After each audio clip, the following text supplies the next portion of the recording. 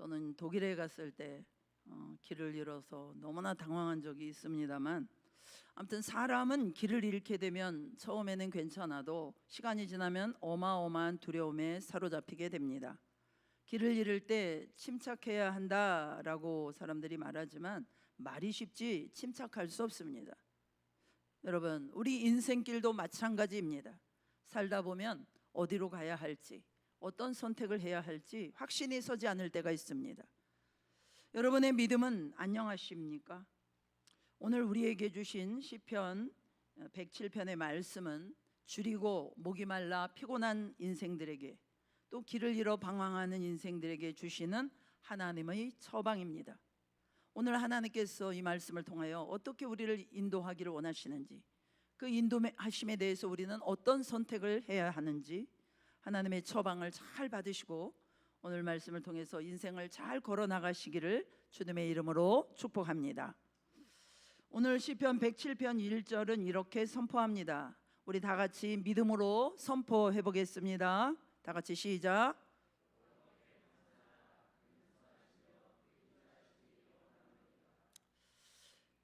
시인은 인생길에서 선하시며 인자하심이 영원하신 하나님께 감사하라 라고 선포합니다. 그렇습니다. 우리가 어떤 길이든 감사할 수 있는 이유는 우리 인생에 대해서 하나님의 선하심과 인자하심이 끝이 없기 때문입니다. 인생의 마주한 순간이 최악처럼, 진짜 최악처럼 느껴지는 그 순간에도 은혜는 여전합니다. 하나님의 은혜는 어떤 상황에도 변함이 없습니다. 여러분, 이 땅에서 우리가 살아가면서 싸우는 싸움은요, 이 은혜를 아느냐 모르느냐의 싸움일 것입니다. 어떤 상황을 마주해도, 생각할 게 많은 아주 복잡한 상황에서도, 또는 지치고 상한 마음을 가지고서라도 의지적으로 계속해서 받은 은혜를 기억해야 합니다. 우리가 감사하는 이유는 상황 때문이 아닙니다. 우리의 상황은요, 시시각각으로 다 변합니다. 하지만 어떤 변수에도 하나님의 은혜는 변하지 않는다는 것을 기억하시고 감사하며 살아야 한다는 것입니다. 그래서 은혜를 아는 사람은 감사할 수밖에 없습니다. 그리 아니하실지라도 내 상황이 어떻든지 간에 계속해서 감사하며 사는 것은 은혜를 아는 믿음이 있기 때문입니다. 2절로 3절 말씀 우리 한번 같이 읽겠습니다. 2절로 3절 시작.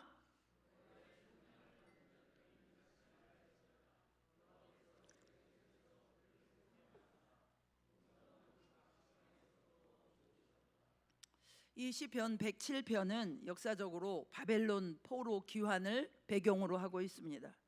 이스라엘 백성들은 바벨론에서 흩어져서 포로로 살고 있었어요.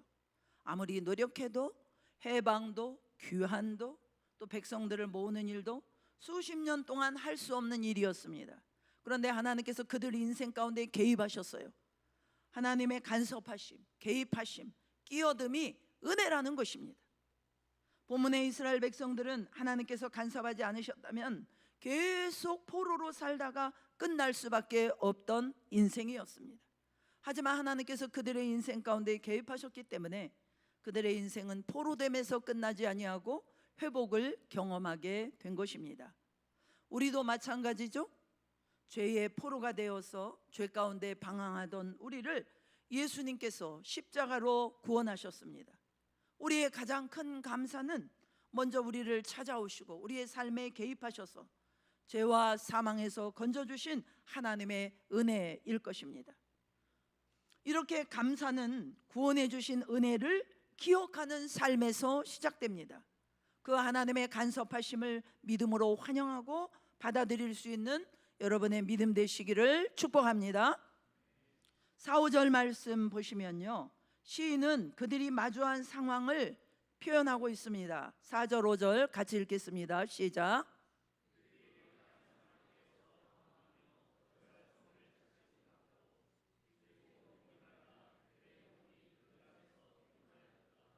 광야 사막길. 광야는 어떤 곳입니까 여러분? 광야는요, 길이 없는 곳이에요. 모래바람 한번 샥 불면 길은 다 없어집니다. 이스라엘 백성들은 이 길 없는 광야에서 정착할 성읍을 찾지 못하고 방황하고 있었습니다. 하루 이틀이야 조금 헤매도 잠깐은 괜찮습니다. 그런데 줄이고 목이 말라 또 기진하고 이런 상태가 계속 지속되는 겁니다. 언제 맹수가 날아들을지도 모르고 낮과 밤에 극단적인 기온차가 있었고요. 먹고 마시는 모든 것들이 다 부족했습니다. 어느 것 하나 안전하지 않았습니다. 두 다리 뻗고 마음 놓고 편안하게 잠을 자는 것이 불가능했습니다. 여러분, 우리도 누구나 광야를 만날 수 있습니다. 때로 우리 인생 가운데서 만나게 되는 그 광야에서 여러분들은 어떤 고백을 하고 계십니까? 어떤 결론, 어떤 결정을 하고 있습니까? 꼭 기억하십시오. 길 없는 광야에서도 하나님의 길이 있습니다. 할렐루야. 한번 해봅시다. 길 없는 광야에서도 하나님의 길이 있다. 길 없는 광야에서도 하나님의 길이 있다. 하나님의 길이 있다. 출애굽한 이스라엘 백성들이 길 없는 광야에서 길을 갈 때 하나님은 그 광야 길에서 길이 되어 주셨어요. 낮에는 구름 기둥으로 밤에는 불 기둥으로 그들을 친히 길을 지키시고 인도하시면서 앞서서 인도해 나가셨습니다. 그렇습니다. 여러분, 길이 보이지 않을 때 인생 길에서 막막할 때 있죠. 우리가 할 일은 명확합니다. 우리의 힘으로 애쓰는 것이 아니라 길 대신 하나님을 찾는 것입니다. 그렇게 하나님을 찾다 보면 하나님께서 길이 보이게 하실 것입니다. 또한 길 잃은 이스라엘 백성들은 고통 가운데서 어떻게 합니까? 6절로 7절입니다. 함께 읽겠습니다. 시작.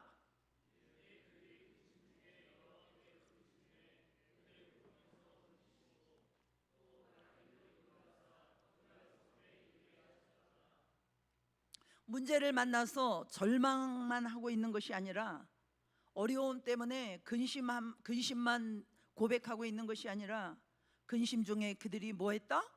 여호와께 부르짖었다라는 거예요. 그렇게 하매 하나님께서 그들이 고통에서 건지시고 바른 길로 인도하셔서 그렇게 그들이 찾고 헤매던 거주할 성읍에 이르게 하셨습니다. 이스라엘 백성들은 할 수 있는 일이 없었어요. 하나님께 부르짖는 것밖에 없었어요. 아무것도 못하는 이것이 큰 은혜인 줄로 믿으시기 바랍니다. 세상에서는 무능하고 무기력하면 안 된다고 말하지만 하나님 앞에서는 이 모든 나의 연약함이 기도가 될 수 있는 것입니다. 얼마나 큰 은혜인지 모릅니다. 하나님께 손을 들 수 있는 기회를 얻는 것이 얼마나 복된 일입니까? 광야 사막길이라 할지라도 하나님께 부르짖으면 하나님의 도우시는 은혜가 있다는 것을 꼭 기억하는 저와 여러분들 되시기를 축복합니다. 왜 부르짖는 이 명확한 이 대상이 있다는 이것이 이렇게 큰 은혜입니까? 우상의 특징을 여러분 생각해 보십시오. 볼 수도 없고 들을 수도 없습니다. 예전에 우리 조상들은 물 떠놓고 이 볼 수도 없고 들을 수도 없는 대상이 누군지도 모르는 이 막연한 신에게 간절하게 빌었어요. 또 이스라엘 역사 속에서도 보면 갈멜산에서 바알이 섬기던 선지자들은요 목이 터져라고 몸에 피를 내면서까지 바알의 이름을 불렀습니다. 바알이여 우리에게 응답하소서. 하지만 아무 소리도 없고 응답도 없었습니다. 듣지도 못하고 말하지도 못하는 우상이 어떻게 응답할 수가 있겠습니까? 하지만 엘리야가 하나님 내게 응답하시옵소서, 내게 응답하시옵소서, 이 백성에게 주가 하나님이심을 알게 없어서 간구했을 때 하나님은 응답하셨습니다.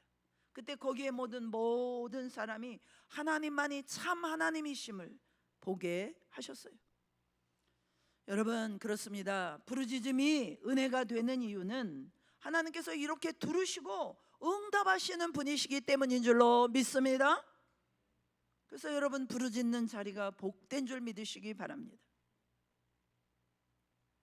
오늘 우리가 해야 할 일은 명확합니다. 인생의 광야의 시간을 지날 때 갈 길 몰라 방황하고 있는 것 같은 여러 가지 어려움을 만날 때 우리의 마음과 시선을 하나님께 드리는 것입니다. 하나님께서 역사하실 수 있도록 하나님을 믿고 부르짖는 것이 우리가 할 수 있는 일입니다. 이스라엘 백성들이 애굽에서 종살이하며 살다가 나왔을 때 또 어려운 일을 만났어요. 앞에는 홍해가, 뒤에는 애굽의 군대로 인해서 꼼짝없이 갇히게 되었습니다. 그때 이스라엘 백성들은 이제 우리가 여기서 죽는다 생각했어요. 바로 얼마 전에 그 10가지 재앙이 내려지는 동안에 이 이스라엘 백성들은 구별된 축복을 누렸음에도 불구하고 그런 것들은 생각조차 나지 않았어요. 그렇죠, 여러분. 우리도요, 문제를 만나면 문제만 봅니다. 문제만 봅니다. 올챙이적 시절 은혜 주신 거 다 까먹고 꼼짝없이 갇힌 꼴이 되었구나. 여기서는 방법이 없어. 출구가 없어. 우리는 이제 망했다 말하는 것이 우리의 모습입니다. 그때 죽음을 말하는 이스라엘 백성들에게 하나님께서 모세를 통해서 말씀하십니다. 너희는 두려워하지 말고 가만히 서서 오늘 너희를 위해 행하시는 구원을 보라. 하나님이 너희를 위해 싸우신다. 너희는 가만히 있어라. 그렇습니다, 여러분. 광야에서 우리가 할 일은 절망과 원망이 아닙니다. 하나님을 믿는 것입니다. 하나님을 믿는 것입니다. 기도는 안 하고 우리 힘으로 뭔가 해보려고 하니까 절망하고 낙심하게 되는 거예요. 우리 힘으로 골리앗과 같은 이 거대한 세상을 어떻게 이깁니까? 하나님은 말씀하세요. 야, 가만히 서서 나의 구원을 보라. 나의 능력을 보라.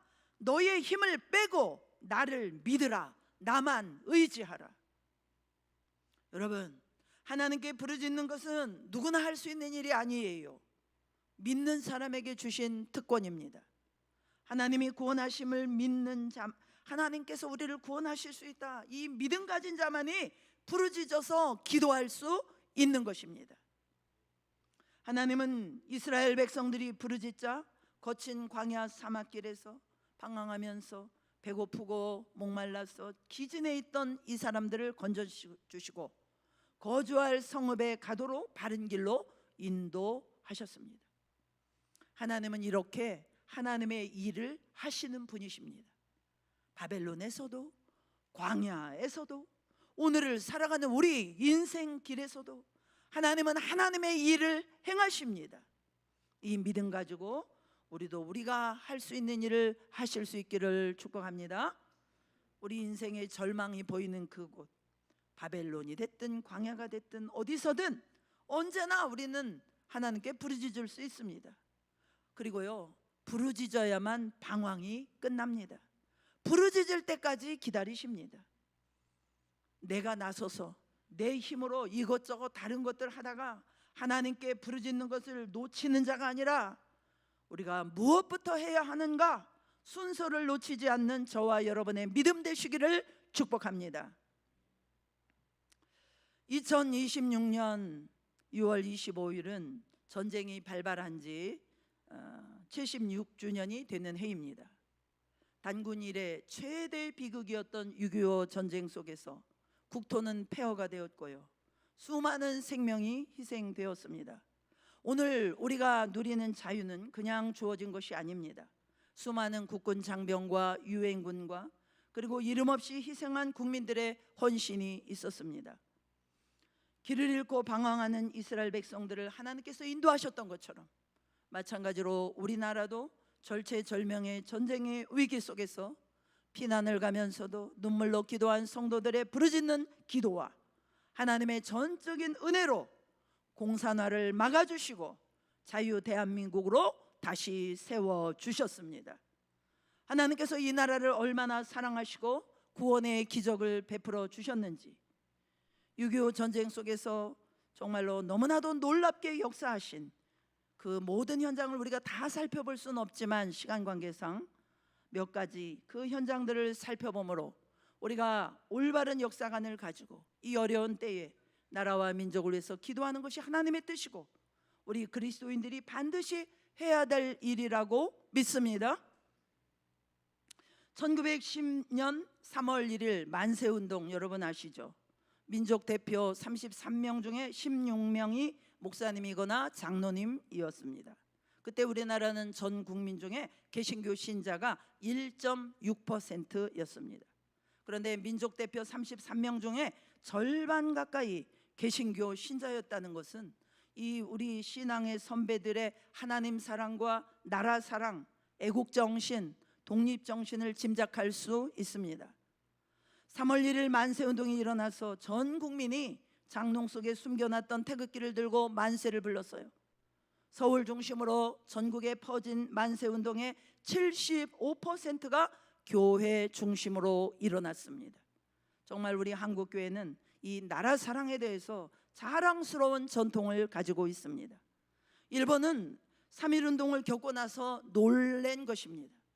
야, 이 조선민족이 만만하지 않구나. 누른다고 되는 나라가 아니구나. 그래서 통치 방식을 바꿉니다. 1919년 3월 운동 이전에는 무단 통치, 무력으로 헌병들 중심으로 강압 통치를 했는데 3.1 운동을 겪고 난 뒤에는 총독을 바꾸고 그 통치 방법을 바꾸었습니다. 그래서 데라우치 마사타케 총독이라고 하는 새로운 총독이 와가지고요, 조선 사람들을 달래고 벼슬도 주고 이권도 주고 문화 통치로 바꿨습니다. 그렇다고 해서 회개한 것이 아니고 통치 방법을 바꾼 거예요. 이 데라우치 총독은 아주 전략적인 사람이어서 미국 선교사 대표를 초청해서 둘이 회담을 했습니다. 한국에 와 있는 선교사 대표와 데라우치 총독이 합석을 해서 식사를 하면서 일본 총독이 선교사 대표한테 무슨 얘기를 했느냐, 우리 일본이 선교사들 활동하는 거 간섭하거나 방해하지 않을 테니까 선교사 쪽에서도 협력을 좀 해주시오. 어떻게 하면 되겠소? 선교사님이 물었습니다. 우리 일본은 선교사 님들의 이 선교 사업에 간섭 안 할 테니 선교사들도 한국 교회 지도자들 교인들을 달래가지고 교회 안에서 민족운동, 독립운동, 항일운동을 하지 말고 순수 복음만 전할 수 있도록 해주시오. 그러니까 선교사 대표가 그런 분위기에 말려든 것입니다. 그래서 뭘 합의했느냐? 선교사들은 조선인의 영혼만, 정신만 관계하고 일본은 조선인의 육체, 정치, 경제만 관여한다 합의를 했습니다. 그리고 선교사들이 조선인 교회 지도자들 중에 사람들을 뽑아가지고 교회에서 민족운동을 하지 않도록 순수 복음만 전합시다, 항일운동이 일어나지 않도록 합시다, 그렇게 얘기하고 전국 교회에 통보를 보냈습니다. 그러니까 조선 청년들, 애국지사들이 교회를 의지해서 조선 독립을 하려고 했던 사람들이 대단히 실망을 해서 많이 교회를 떠났습니다. 자료를 보니까 1926년 7년 뒤에 3.1운동이 일어난 지 7년 뒤에 서울 지역에서만 교회를 떠난 청년 지식인들이 6만 명이 되었습니다. 그런데 그 청년들이 선교사들과 한국교회 정책에 실망을 해서 교회를 떠난 걸로 끝난 게 아니에요. 어디로 갔느냐? 1917년 러시아에서 공산혁명이 성공한 뒤에 레닌이 뭐라고 선포했느냐면, 소련 공산 정부는 전 세계 피압박 민족의 해방에 적극 지원한다. 그리고 빛은 동방에서 온다. 이렇게 얘기하니까 조선 청년들이 야, 동방은 한국 조선이다.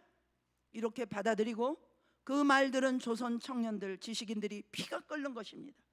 야, 이 교회는 우리를 실망시켰는데 소련 공산당은 우리한테 희망을 주는구나.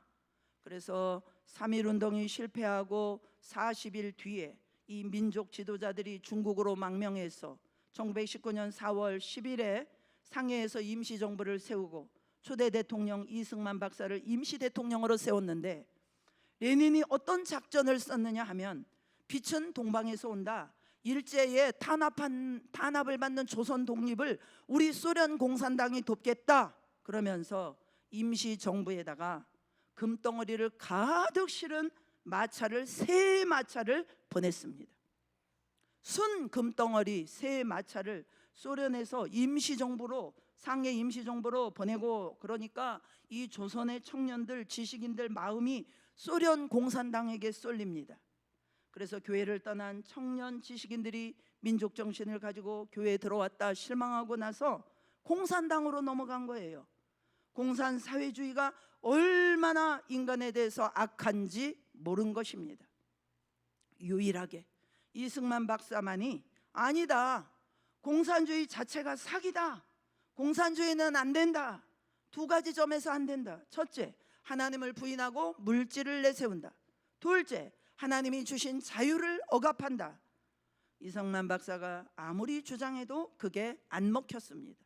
그래서 1925년 3월 만세운동이 일어난 지 6년 뒤에 서울에서 공산당이 창당되었습니다. 조선공산당. 본래 성경적 전통은요, 모세 때부터 하나님 사랑, 나라 사랑, 이것이 바른 신앙인데 선교사들이 잘못 생각한 것입니다. 또 그렇지 않은 선교사들은 선교사 중에 비주류가 돼가지고 발언권이 막히고, 그래서 이 청년들이 사회주의 공산당으로 넘어간 것입니다. 그 후에 이 공산주의를 신봉하는 조선공산당 청년들은 불나비처럼 공산당 운동을 하다가 맞아 죽고 굶어 죽고 감옥을 살았습니다. 그러니까 해방 후에 북한 공산주의 국가가 된 씨를 교회가 뿌린 셈입니다. 그런데 일본이 전쟁 막바지에 조선을 완전히 내선일체 그래가지고 일본과 조선을 하나의 한민족 국가로 만든다, 이렇게 속임수를 써가지고 조선 사람도 이제 전부 아침에 해가 뜰 때 동쪽으로 일본 천황 있는 쪽으로 보고 절하게 했습니다. 동방요배라고 부릅니다. 또 모임이 있을 때는 일장기 앞에 절하도록 했습니다. 신사에 가서 직접 참배하는 것과 방식은 달랐지만 천황 숭배를 강조했다는 점에서 신사 참배와 본질적으로 같은 맥락의 우상 숭배입니다. 그런 가운데 1938년 9월 9일에 평양 산정현 교회에서 조선 장로회 총회가 모였습니다. 지금의 대한예수교 장로회 전신입니다. 조선 장로회 총회가 1938년 9월 9일에 평양 산정현 교회에서 모였는데 총대가 260명이 참석했어요. 그때는 남북이 안 갈라졌으니까 남한과 북한 대표, 그리고 선교사 대표, 그리고 연해주, 만주, 한국교회 대표자들까지 260명 대표가 모여서 신사참배는 종교의식이 아니기 때문에 절해도 된다, 이걸 장로교 총회에서 통과시킨 것입니다.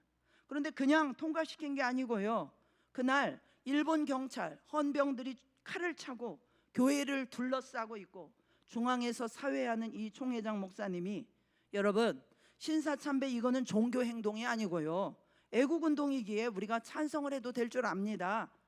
총회장이 벌써 마음이 바뀐 거예요. 여러분 찬성하시면 이해해 주세요. 그러니까 모기 소리만큼 몇 군데에서 이해했습니다. 그런데 그 다음에 아니면 아니오라고 해주세요, 이걸 묻지 않았어요. 그냥 그 말만 듣고 신사참배는 합법적인 걸로 통과합니다, 방망이를 딱딱딱 쳤는데 미국 선교사, 캐나다 선교사 몇 분이 아니요 아니요, 그러니까 일본 경찰이 2명씩 나와가지고 옆구리를 붙들고 선교사들을 끌어냈습니다. 그래서 신사참배가 통과되었는데요, 그로 말미암아 주기철 목사님, 손양원 목사님, 많은 목사님들, 성도님들이 끝까지 거부하며 투옥과 고난을 감수했습니다. 그렇지만 한국의 장로, 목사, 이 양반들이 이 총대들이 260명 중에 한 100명쯤 일어나서 아니요 라고 외치고 그 중에 10명쯤 순교하고 이랬으면 세계 여론이 모아져 가지고 소련군이 북한에 들어오지는 않았을 것입니다. 그러면 남과 북이 갈라지지 않았을지도 모릅니다.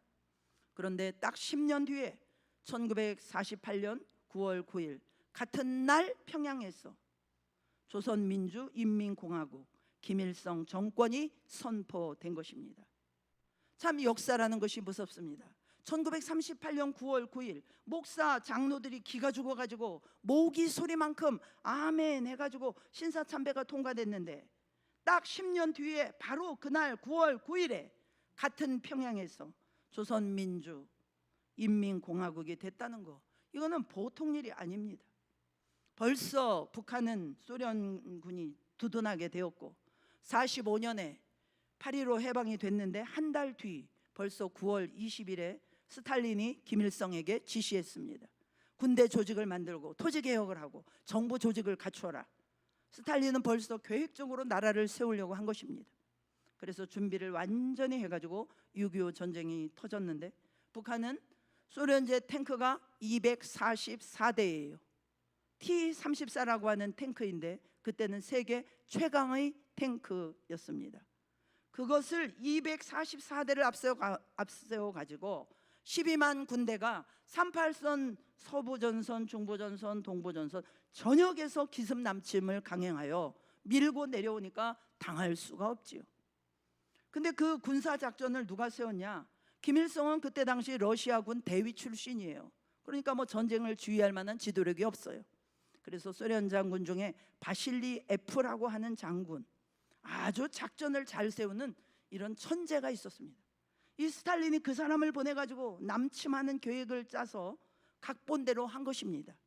그래서 서부, 중부, 동부 12만 명이 진격해 내려오고 동해안으로 또 완전히 특공대 훈련받은 600명이 배를 타고 그 배는 동해안으로 쭉 내려와서 부산에 착륙해가지고 부산을 점령해서 외국에서 지원이 못 되도록 하려고 출발을 했습니다.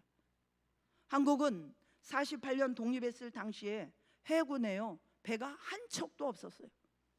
그래서 이 해군 군인들이 국민들에게 성금을 요청했어요. 교회에서도 헌금을 했습니다. 해군 군합 한 척만이라도 사자 해가지고 2차 대전 때 쓰던 중고품 군함을 한 척을 샀습니다. 겨우 한 대를 사가지고 축하 파티를 하고 있는데 6.25가 터지니까 이 최 선장이라고 하는 분이 동해안 쪽으로 혹시 배가 진격해 올지도 모른다. 그래서 우리 포항 앞바다에서 영일만으로 이렇게 올라가게 되었습니다.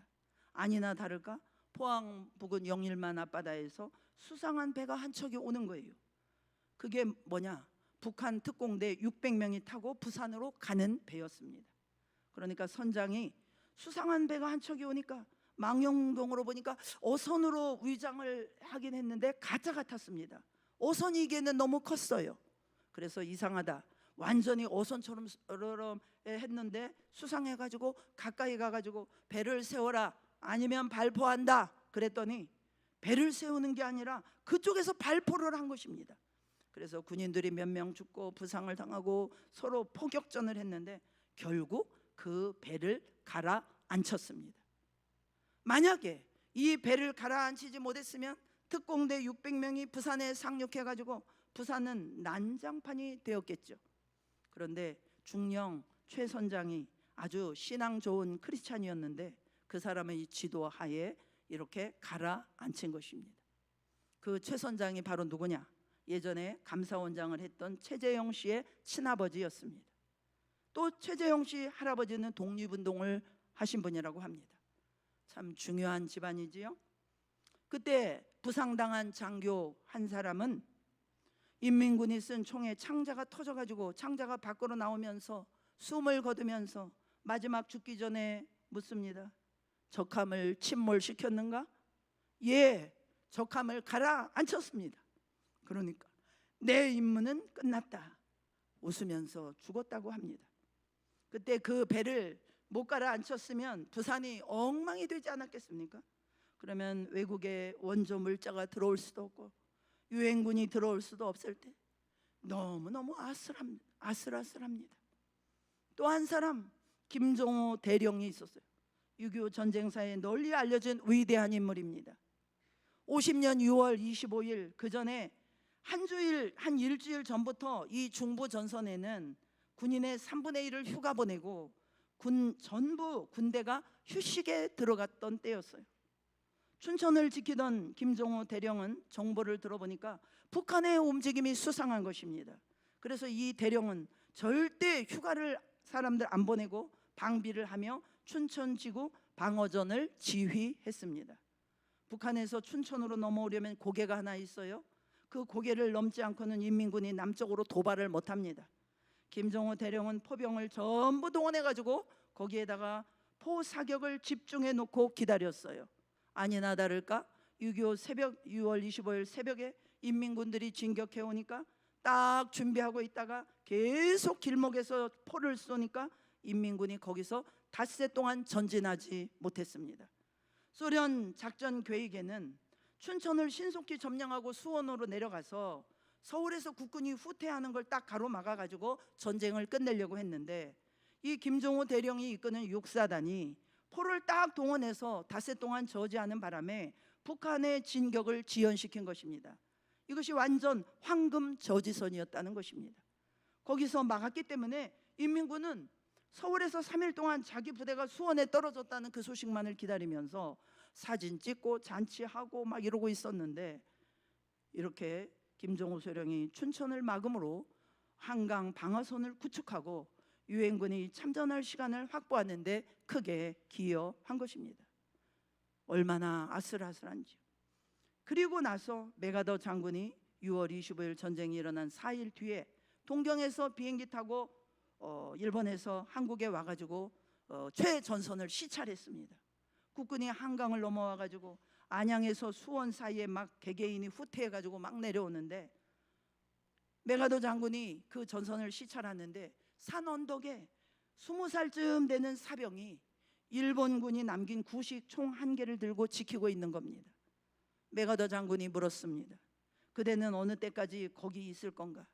그러니까 20살쯤 먹은 이 사병이 철수 명령 내릴 때까지 있겠습니다.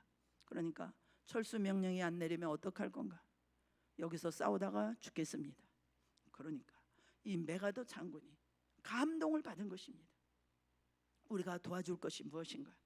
그러니까 사병이 무기를 주십시오. 우리는 수류탄도 없고 포도 없고 구식총 몇 개가 있는데 실탄마저도 없습니다. 무기를 주세요.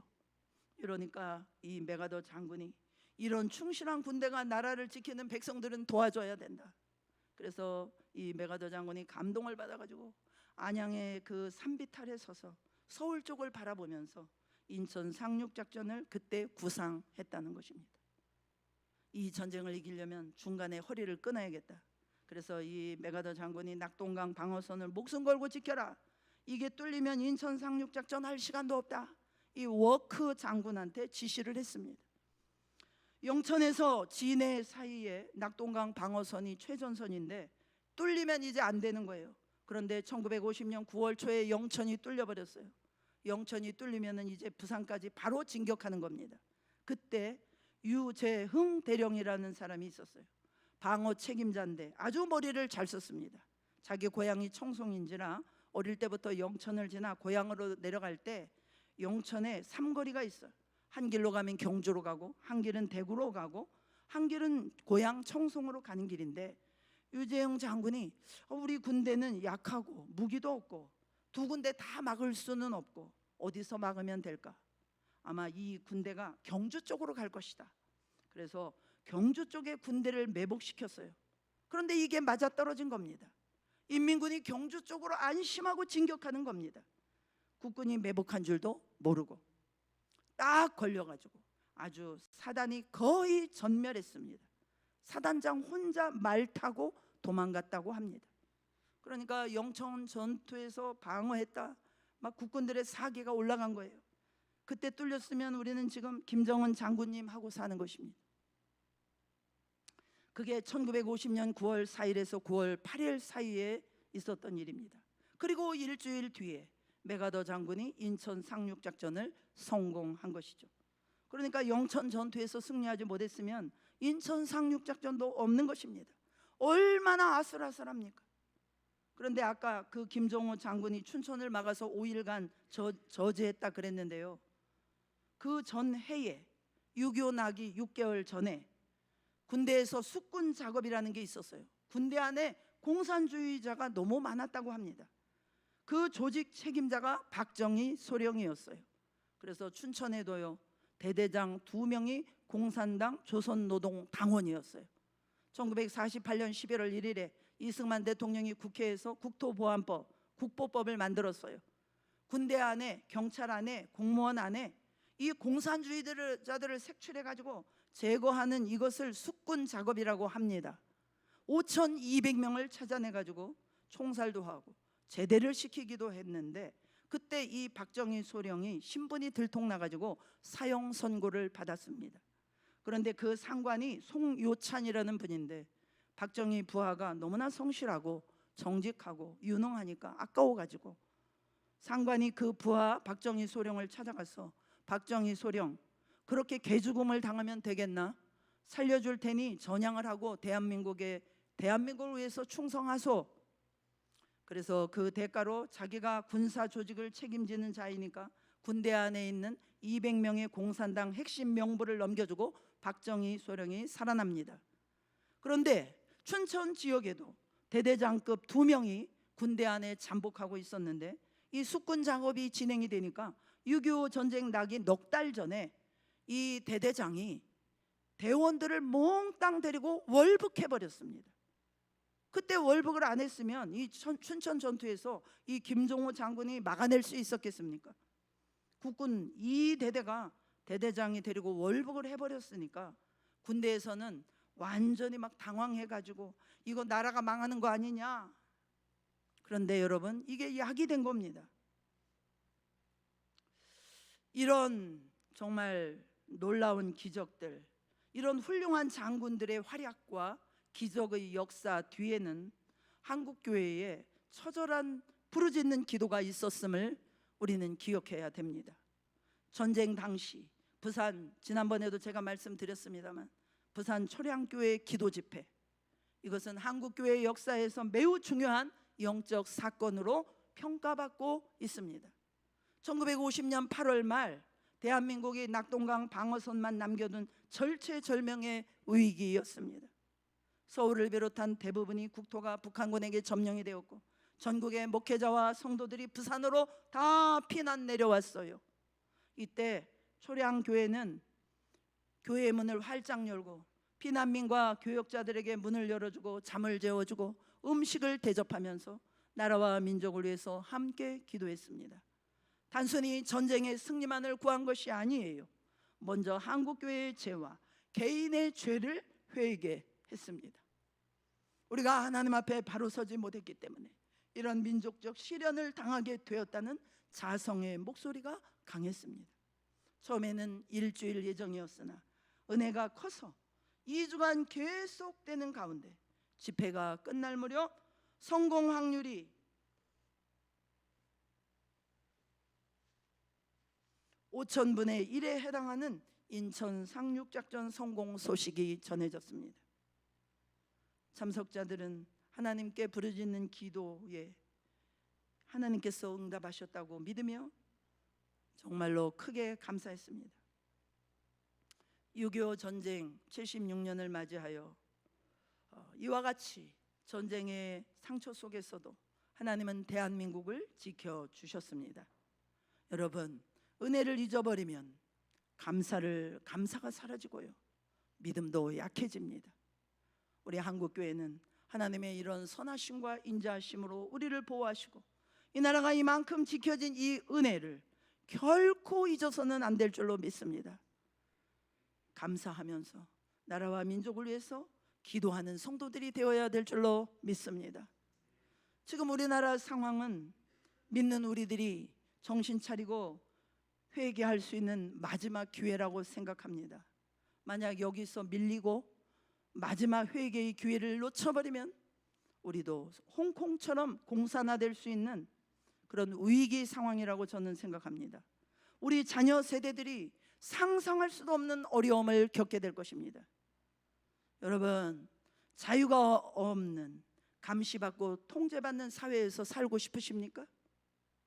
다행히 감사하게도 제가 오늘 영상 준비를 못했는데요, 지금 서울에서는 중고등학생들 또 2030 젊은 세대들이 이 땅의 공의가 세워지도록 이 뜨거운 그 온도에도 눈물로 회개하며 기도로 일어나고 있습니다. 기도로 일어나고 있습니다.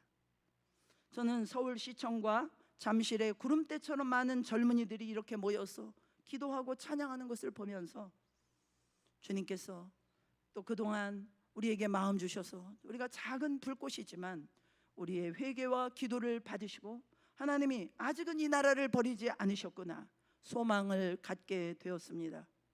다음 세대에게 여러분 무엇을 물려주어야 합니까? 믿음과 자유 대한민국을 물려줄 수 있도록 이 나라 이 민족 가운데 주신 은혜를 우리가 다시 기억하며 다시 힘을 내서 나라와 민족을 위해서 기도하는 저와 여러분이 되어야 될 줄로 믿습니다. 우리 찬송하며 기도하며 나가겠습니다.